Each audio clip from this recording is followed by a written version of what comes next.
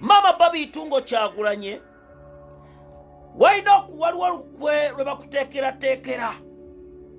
Bakitegeddeko nti mu kaseera kano otambuza women empowerment mu bitundu ebyenjawulo. Weegendereze enkuŋŋaana ze bakuyitamu. Weege bonna si bannaffe. Abanyamulenge bwe bakola ebyeyukke ne bigaana, baatudde ne bagamba omukyalo ono tulina omunoonyeza conference yonna we tumuggyirawo. Era nga biliyoni 3 zamaze dde okufulumizibwa okulaba nga bafuna Bobi mu mbeera yonna.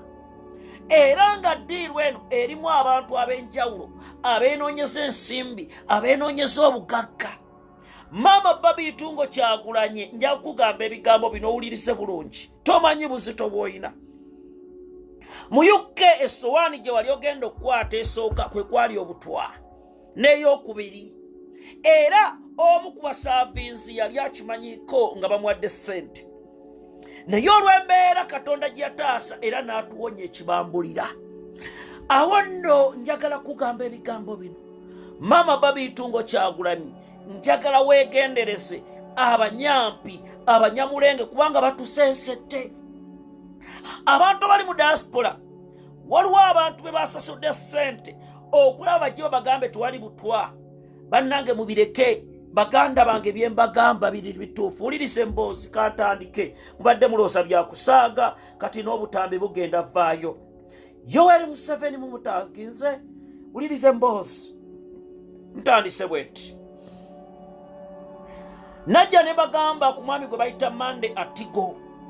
Ne mwogera wano bangi ne muloosa bya kusaaga. Ne bagamba Mande Atigo oyo yali president wa UNA nti musajja musi era agaba obutwa. Abantu ba mu UK ne mbalabula. Mulaba abantu batandise okuleetawo sima bano basomesa financial biki, sima batambula bagenda wa Boston, abantu batandise bikampuni ebitategeerekeka. Ng'abamu mwabalabanga bali ku mwanjo. Batandise bayita ku seminars nti simanya tugenda basomesa bya bugagga, tugenda basomesa bya kutereka ssente, era abalala ne bakola bye bakoze. Nabagamba lwo ttiimu omukulu eyava Boston n'ajja wano e Uganda n'asinkana Salimu Sale ne Moskai ne Rugaba. Omukulu oyo ne bamuwa mission ey'okutambuza obutwa mu Boston yawo. Ne mbagamba omukulu oyo Mande Atigo ye yamusindika. Era nga mission yeno yali nnene era yali nteeketeeke.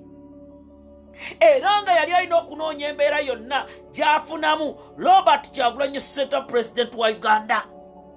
Era bino byonna essente ezaasaasanyizibwa n'ebyakolebwa byaliwo. Njagala muwulirize bulungi. Abali e Boston, bw'obanga omanyi oli Boston, bwe mumala meeting tokkiriza muntu mulaga gy'osula. Kubanga we tugenze wazibu.